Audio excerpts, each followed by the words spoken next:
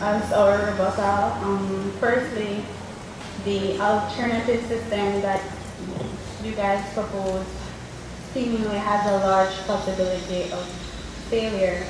Yes, it works hand in hand with the parent and the child, but then what happens when both parents are the breadwinners and then parents don't have time? Or what if this child doesn't learn a lot from his parents and is turning to other siblings or his peers, his or her peers, or learns behavior from school, right? So this alternative system has loopholes. And then back to the law and what it says, according to the Juvenile Delinquency Act of Belize, parents are not legally responsible for children who commit summer offenses or are delinquent, according to the law.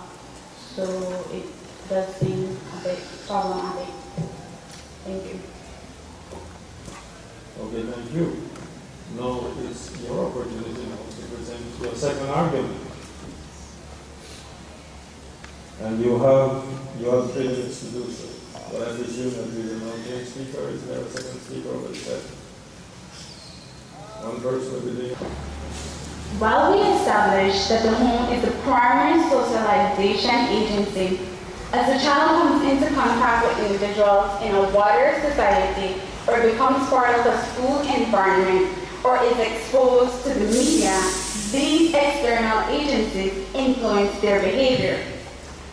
One of the most powerfully influential of these agencies is the school, simply because a child spends the majority of his or her waking hours in that environment. Because these institutions are a microcosm of the larger society, the way they function can have a negative impact on a child's life. May we explain? The practice of streaming causes children to be labeled based on their academic capabilities. This labeling serves to brand children as either being achievers or non-achievers. If one is labeled as a non-achiever, it can cause an individual to rebel and engage in delinquent behavior as a way of expressing one's hurt.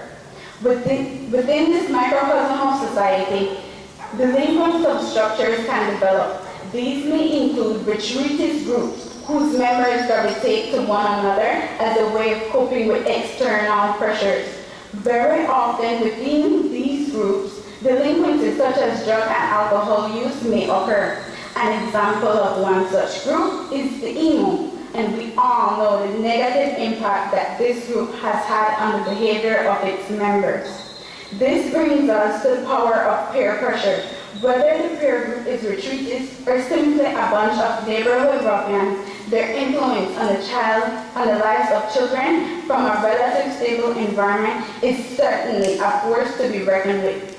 We do not necessarily have to turn to the sociologist to know that this is true. Just look at how children follow popular fashions as a harmless example. For instance, if you go to a school fair, it is like looking at a tribe. Everyone is in the most current style, just deviating slightly by having different colors and sporting almost the exact same haircuts. Well, this pack mentality is also reflected in how they socialize. If bullying is a common trend, then several children in any environment outside of home, when they congregate, they will behave in a similar manner, primarily because they desperately want to fit in. Everybody wants to belong, whether it is in the smoking crowd or the pill poppers. Any member of a school administration or teaching staff can attest to this phenomenon. And finally, another very socialization agent is the media. This generation of children are constantly being bombarded by cultural values that are relayed through the television screen or via the internet.